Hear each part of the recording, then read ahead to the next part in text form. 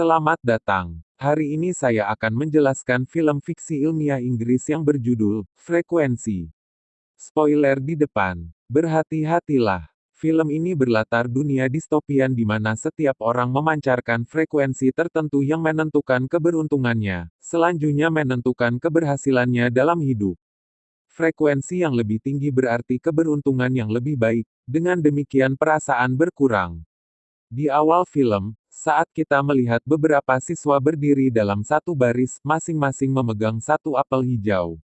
Mari curi fortune, seorang gadis muda yang cerdas, salah satu siswa dalam barisan. Siswa di belakangnya menjatuhkan apelnya dan dia dengan sangat tenang mengembalikan padanya.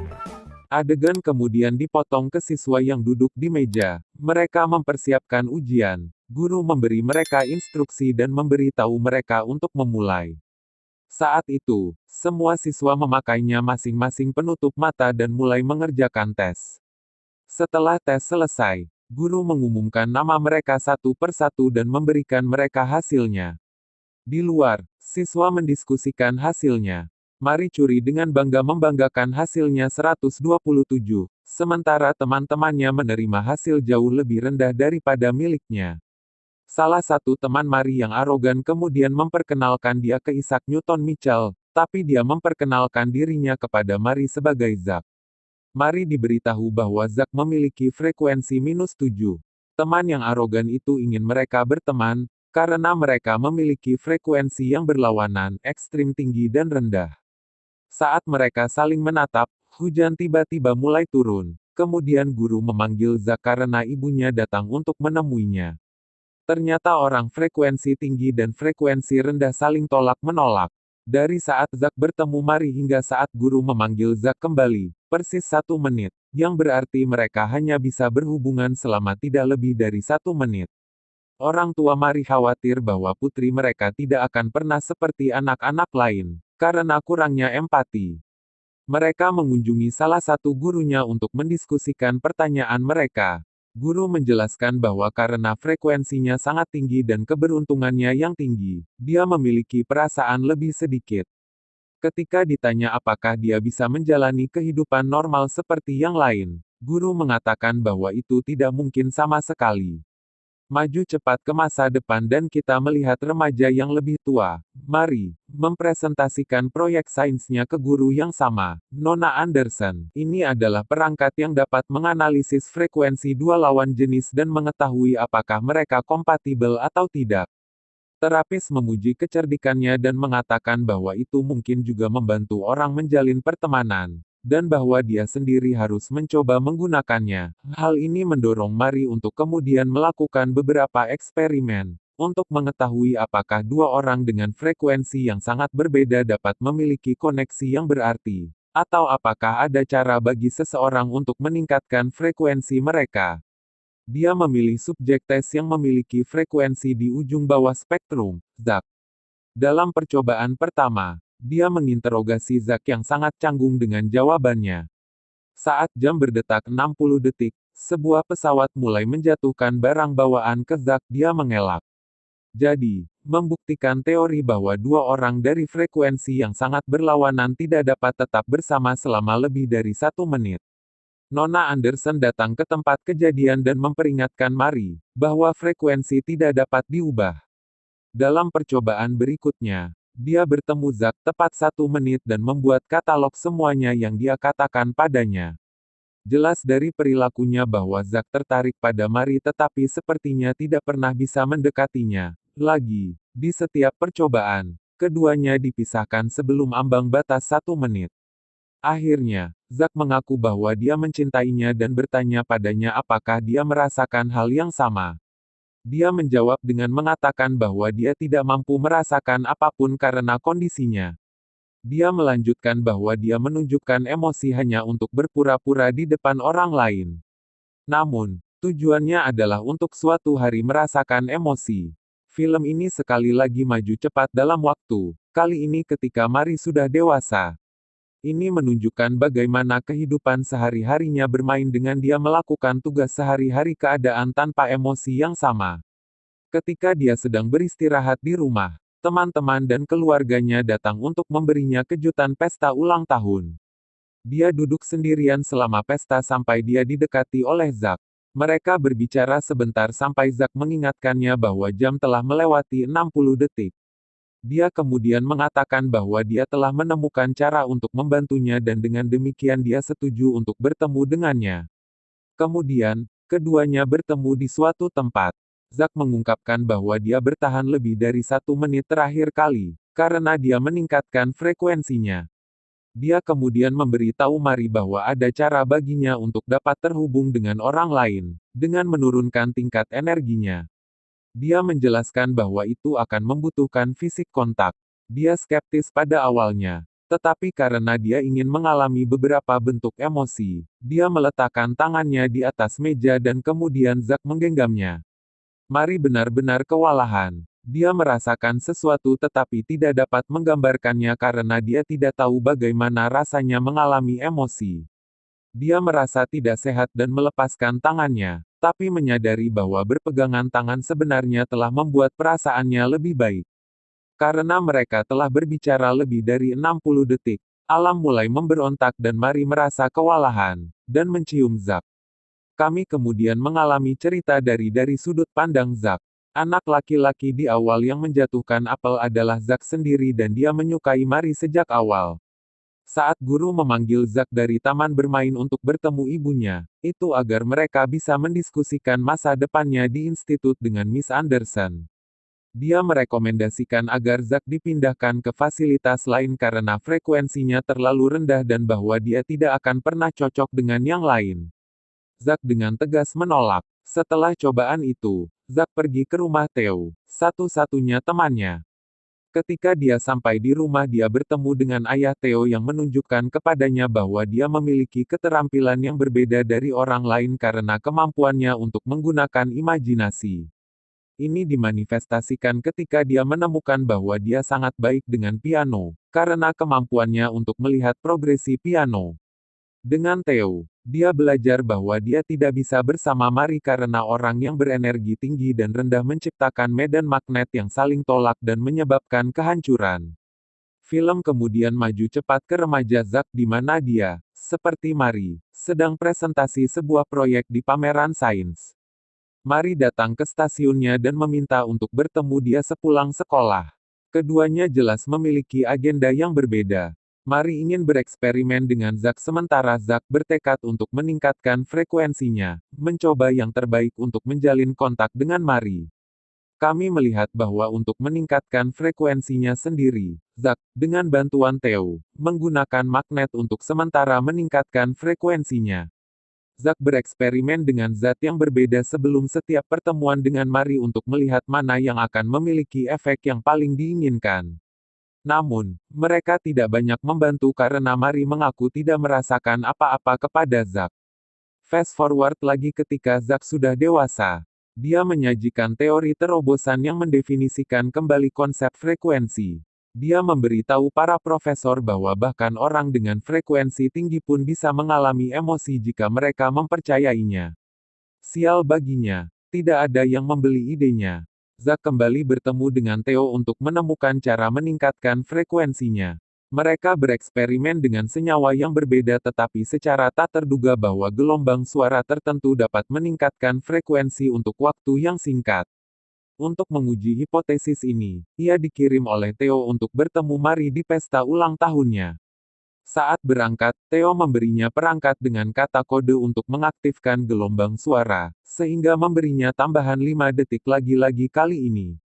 Selama percakapan mereka, dia juga memakai mikrofon di mana dia bisa mendengar Theo memberinya kata-kata baru. Semuanya kembali utuh ketika keduanya berciuman. Keintiman memiliki efek mengurangi frekuensi Mari dan memadamkan pemberontakan alam. Pasangan itu kemudian bercinta untuk pertama kalinya. Selama ini, Zack terus mendapatkan rahasia kata-kata di perangkatnya, yang memperpanjang waktunya dengan Mari. Mereka mulai menghabiskan lebih banyak waktu bersama. Selama mereka bersama, Mari mengalami beberapa serangan ketidakberuntungan, seperti ketinggalan kereta. Ini adalah tanda yang jelas bahwa frekuensinya berkurang. Dia kemudian membuat langkah berani dan membawa Zack mengunjungi orang tuanya. Orang tuanya, dalam banyak hal, adalah individu frekuensi tinggi seperti dia. Jadi mereka khawatir bahwa ketika rata-rata anak laki-laki datang ke rumah mereka, ketidaksesuaian frekuensi akan menyebabkan pemberontakan alam. Mari memastikan mereka bahwa itu tidak akan terjadi dan kemudian seluruh keluarga makan malam bersama. Di meja, Zack menjelaskan kepada ayah Mari bagaimana konsep harmonisasi frekuensi bekerja. Dia menjelaskan bahwa alam akan selalu mencari keseimbangan sehingga orang frekuensi tinggi dan frekuensi rendah bisa bersama karena individu frekuensi rendah akan menerima sebagian energi dari individu frekuensi tinggi. Ini akan menyebabkan keseragaman dan semua orang bisa menjadi tingkat yang sama. Dia kemudian memberikan perangkatnya kepada ayah Mari dan jelaskan cara kerjanya. Pada dasarnya mengambil ketidaksesuaian frekuensi antara orang-orang di sekitarnya dan menyajikan dua suku kata yang dapat membantu menyeimbangkan frekuensi. Ayah Mari sangat senang mendengarnya bahwa perangkat dapat digunakan untuk mencapai keseimbangan penuh. Dia percaya bahwa perangkat itu akan membuat konsep energi tinggi dan energi rendah menjadi tidak berguna, sehingga memberikan keadilan kepada semua orang. Ayah Mari sangat percaya diri dengan gagasan keseimbangan universal sehingga dia membentuk tim peneliti untuk meningkatkan fungsionalitas perangkat. Tim terdiri dari beberapa teman sekolah lama Zack. Namun, mereka segera menemukan efek samping yang aneh. Jika seseorang meminta seseorang untuk melakukan sesuatu setelah mengucapkan dua suku kata, mereka akan melakukannya tanpa sadar. Sementara ayah Mari dan Zack mencoba mencari bagaimana cara memperbaiki kesalahan tersebut. Mari menyadari bahwa ketika Zack bertemu dengannya di hari ulang tahunnya, dia menggunakan kata-kata yang dipilih dengan cermat untuk menurunkan frekuensinya. Kemudian, dengan dua suku kata dan lemah lembut permintaan, dia tanpa sadar memaksanya untuk jatuh cinta padanya. Ayah Mari sangat marah pada Zack karena memanipulasi putrinya seperti itu. Untuk pembelaannya, Zack mengatakan bahwa dia tidak tahu tentang efek samping dan bahwa semuanya adalah kesalahpahaman. Tak perlu dikatakan, ayah Mari membubarkan tim dan membuat semua orang menandatangani kontrak untuk menghilangkan ide bereksperimen dengan perangkat. Dia juga melarang Zack melihat Mari lagi. Setelah kembali ke kamarnya, Zack menemukan beberapa pria di kamarnya. Salah satu pria mengatakan bahwa mereka berasal dari pemerintah. Dia bahkan memiliki perangkat yang sama dengan yang ditemukan Zack. Pria itu kemudian mengajukan 3 pertanyaan kepada Zack dan dia hanya bisa menjawab dengan menganggukkan kepalanya. Zack menyadari bahwa pertanyaan yang diajukan pria itu diutarakan sedemikian rupa, sehingga mereka akan memastikan dia mengatakan yang sebenarnya. Zack tidak mengerti bagaimana itu mungkin, karena tidak ada orang lain mengetahui pekerjaan yang mereka lakukan dengan perangkatnya. Pria itu kemudian menawarkan Zack pekerjaan. Setelah Zack mencapai tempat rahasia, pria itu menjelaskan bahwa pemerintah telah menetapkan tim rahasia. Dia menekankan bahwa tim perlu menetralisir ancaman, yang dikenal sebagai manual, yaitu nama yang diberikan untuk generator dua suku kata perangkat.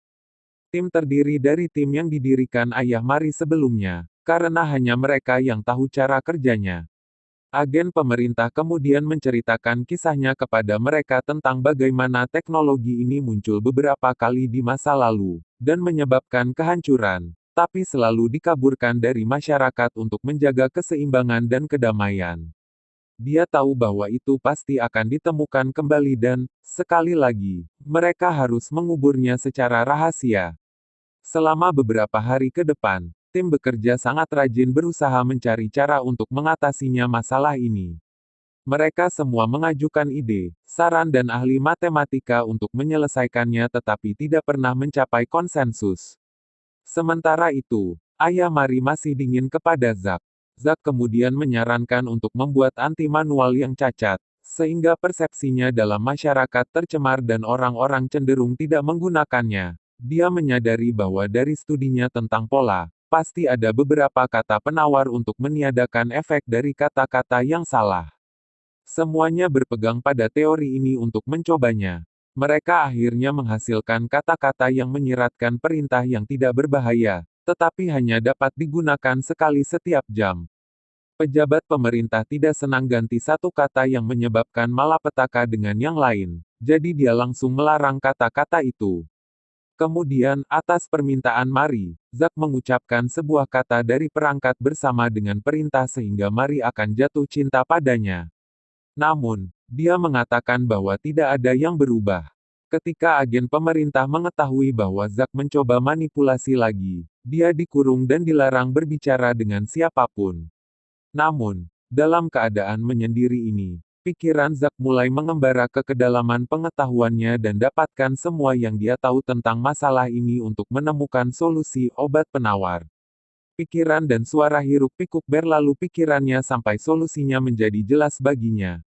Dia tahu di mana menemukan penawarnya. Putus asa untuk menemukan penawarnya, Zack memikat penjaga ke kamarnya dan mengucapkan satu kata-kata yang membekukannya di tempat. Dia kemudian lolos dari fasilitas rahasia. Dia pergi ke rumah ayah Theo di mana dia tahu dia akan menemukan penawarnya. Ayah Theo menyadari bahwa Zack telah mengetahuinya dan menawarkan untuk membantunya. Mari juga tiba di tempat kejadian dan memberitahu dia bahwa dia memiliki sedikit waktu. Saat itu, pejabat pemerintah menyerbu tempat itu dan menahan Zack. Tiba-tiba, ayah Theo mulai memainkan melodi pada pianonya. Ketika ditanya apa yang dia lakukan, dia menjawab bahwa dia hanya memberi mereka penawarnya. Dia menantang mereka untuk menggunakan kata apa saja sambil dia sedang bermain. Pejabat pemerintah melakukannya dan mengejutkan mereka, tidak ada bedanya. Ayah Theo kemudian mengungkapkan hal itu ketika Mozart dimainkan. Semua orang memiliki frekuensi yang sama. Dia melanjutkan dengan mengatakan bahwa musik menetralkan kekuatan kata-kata bahwa Mozart mengimunisasi orang terhadap buku yang berisi kata-kata. Singkatnya, musik mengatur ulang segalanya. Segmen terakhir ditampilkan dari sudut pandang Theo. Terungkap bahwa dialah yang menjatuhkan apel sehingga Zack bisa berbicara dengan Mari. Terungkap juga bahwa Theo memiliki frekuensi rata-rata. Berikut ini adalah dinamika yang menarik antara Theo dan ayahnya. Ayahnya percaya bahwa manusia dapat lolos dari jebakan mesin seperti berpikir dengan menggunakan imajinasi dan konsep kehendak bebas mereka. Theo, di sisi lain, percaya bahwa semua manusia adalah mesin dan mereka bisa sangat mudah ditebak. Semua pekerjaan Theo selama film telah mencerminkan pola pikir ini, dari membantunya mengontrol frekuensi Zack hingga proyek sainsnya yang terhalangi oleh daya tarik Zack Mari. Di tempat lain, Mari dan Zack bersama dan dapatkan hasilnya kembali dari dokter, yang memberi mereka dosis Mozart, Bach dan Pachelbel sebagai obat. Dokter juga memastikan perasaan Mari bukan karena manipulasi. Film berakhir dengan nada tinggi ketika Theo percaya dia telah menemukan simfoni universal, pengetahuan lengkap tentang hal-hal yang akan memungkinkan dia untuk memprediksi bagaimana setiap interaksi atau peristiwa akan terjadi. Jadi, itu meninggalkan pertanyaan, apakah ada orang di film ini pernah memiliki kehendak bebas atau apakah mereka hanya produk dari frekuensi mereka. Berlangganan untuk lebih banyak video seperti ini. Tekan notifikasi, dan tinggalkan suka untuk membantu channel ini. Terima kasih telah menonton.